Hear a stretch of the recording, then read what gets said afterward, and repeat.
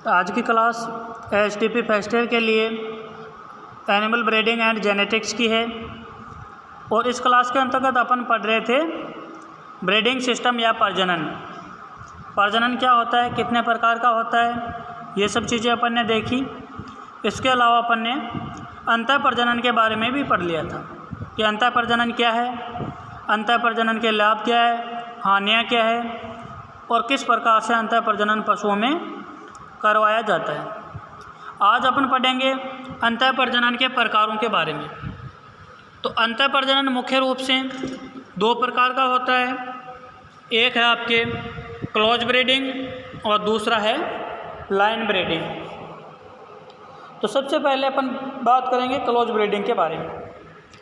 Close breeding का मतलब होता है समप्रजनन, और भी इसको सरल भाषा में अगर अपन समझना चाहें तो इसकी परिभाषा के रूप में अपन लिख सकते हैं कि जब बिल्कुल ही निकट संबंधी नर और मादा पशुओं का पारस्परिक सहवास करवाते हैं तो उसे समप्रजनन या क्लोज ब्रीडिंग कहते हैं।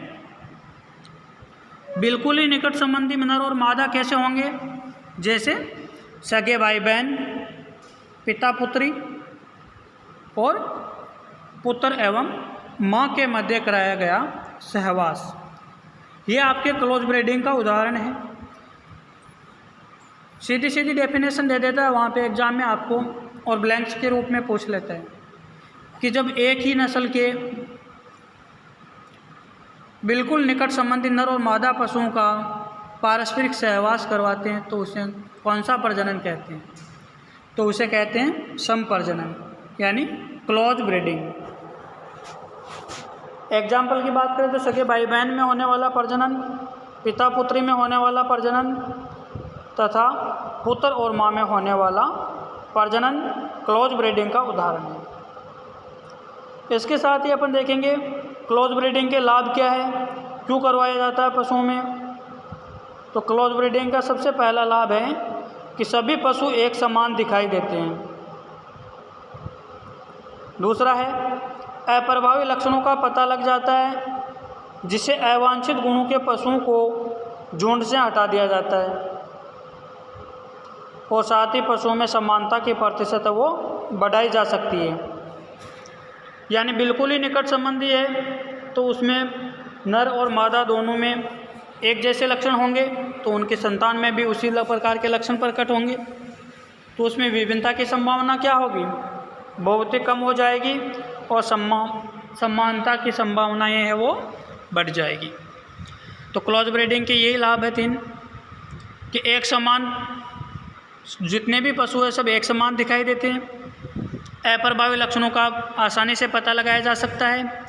यानी जब लगातार इनब्रीडिंग या क्लोज ब्रीडिंग करवाई जाती है तो जो अप्रभावित लक्षण होते हैं वो आसानी से प्रकट हो जाते हैं, और उस लक्षणों वाले पशु को झुंड से अलग कर दिया जाता है, ताकि पशुपालक को होने वाले आर्थिक नुकसान से बचाया जा सके और पशु में समानता की प्रतिशत बढ़ाई जा सके। अब अपन चर्चा करेंगे क्लोज ब्रीडिंग की हानियों के बारे में या डिसएडवांटेज के बारे में। यदि अवांछित गुणों के जीन में पृथक्करण हो जाता है तो अवांछित लक्षणों की तीव्रता बढ़ जाती है।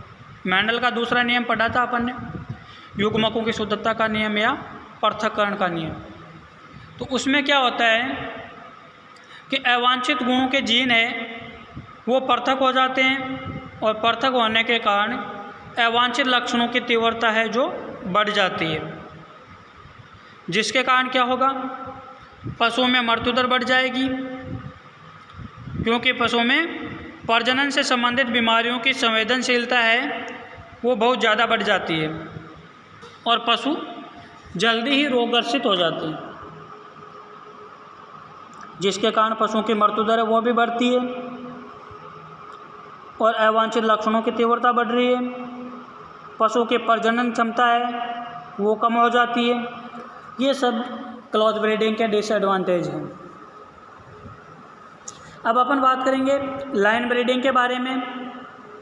लाइन ब्रीडिंग क्या है, क्या लाभ है, क्या हानियाँ हैं, क्यों तो लाइन ब्रीडिंग पशुओं में करवानी चाहिए और क्यों नहीं करवानी चाहिए। लाइन ब्रीडिंग का मतलब होता है अंतर वंश प्रजनन, यानी वंश तो एक ही है लेकिन वो चाचा ताऊ के, मौसा मौसी है, फूफा फूफी है, दादा पोता है, ऐसे हो जाएंगे। परिवार तो उनका एक है, कुटुंब तो एक है, लेकिन बिल्कुल सगे संबंधी नहीं है, उनका खून अलग अलग है। जैसे नर व मादा जो पारस्परिक सहवास करते हैं वे बिल्कुल निकट संबंधी नहीं होकर 4 से 5 पीढ़ी के अंदर संबंधित होते हैं, तो ऐसे प्रजनन को लाइन ब्रीडिंग कहते हैं। यानी 4 से 5 पीढ़ी तक के संबंधित नर व मादा पशु में किया गया पारस्परिक सहवास लाइन ब्रीडिंग कहलाता है। जैसे एग्जाम्पल के रूप में अपन देखें कि चचेरे भाई बहन है, बाबा पोती है, पोता दादी है, इनमें जो प्रजनन या सहवास करवाया जाता है उसको कहा जाता है लाइन ब्रीडिंग, यानी अंतरवंश प्रजनन। वंश तो एक ही है लेकिन उसमें 2, 3, 4 पीढ़ी का अंतर है, इसलिए उसको अपन लाइन ब्रीडिंग कहते हैं। लाइन ब्रीडिंग के लाभ के बारे में बात करें तो लाइन ब्रीडिंग से पशुओं में समानता बढ़ती है, लेकिन क्लोज ब्रीडिंग की तुलना में कम। लाइन ब्रीडिंग है उसमें भी समानता तो बढ़ती है लेकिन क्लोज ब्रीडिंग की तुलना में कम बढ़ती है। क्यों?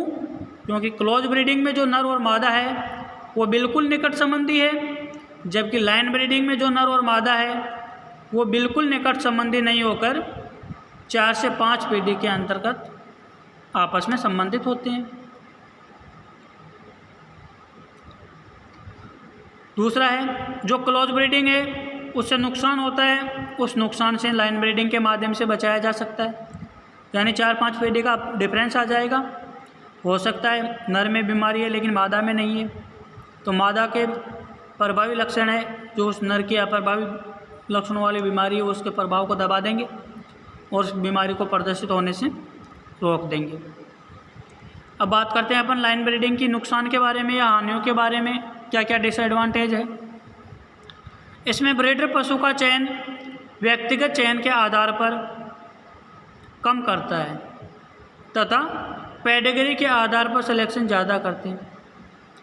यानी प्रत्येक पशु को देखकर उसके लक्षणों के आधार पर इसमें चयन नहीं किया जाता है, इसमें वंशावली रिकॉर्ड के आधार पर चयन किया जाता है। और जब वंशावली रिकॉर्ड देखेंगे लेंगे तो उसमें समय अधिक लगेगा। अगर व्यक्तिगत चयन करना होता तो सीधा पशु को बाह्य लक्षणों के आधार पर देखा और उसके लक्षणों का निर्धारण कर लिया जाता है कि कौन से इस पशु में अच्छे लक्षण है, कौन से बुरे लक्षण हैं, और सीधा ही पशु का जनक के रूप में चयन कर लिया जाता है। लेकिन लाइन ब्रीडिंग में पशु का चयन है जो वंशावली चयन के आधार पर किया जाता है, उसके पैतृकों का रिकॉर्ड देखा जाता है कि इसके पैतृकों का क्या रिकॉर्ड था। तो यह आपके इनब्रीडिंग और इनब्रीडिंग के दोनों प्रकार हैं जो यहाँ पे कंप्लीट हो जाते हैं। नेक्स्ट क्लास में अपन आउटब्रीडिंग के बारे में पढ़ेंगे कि आउटब्रीडिंग क्या है, किस प्रकार करवाई जाती है, क्या इसके लाभ है, क्या नुकसान है और कितने प्रकार की आउटब्रीडिंग होती है। ये सब चर्चा है जो अपन नेक्स्ट क्लास के अंतर्गत करेंगे।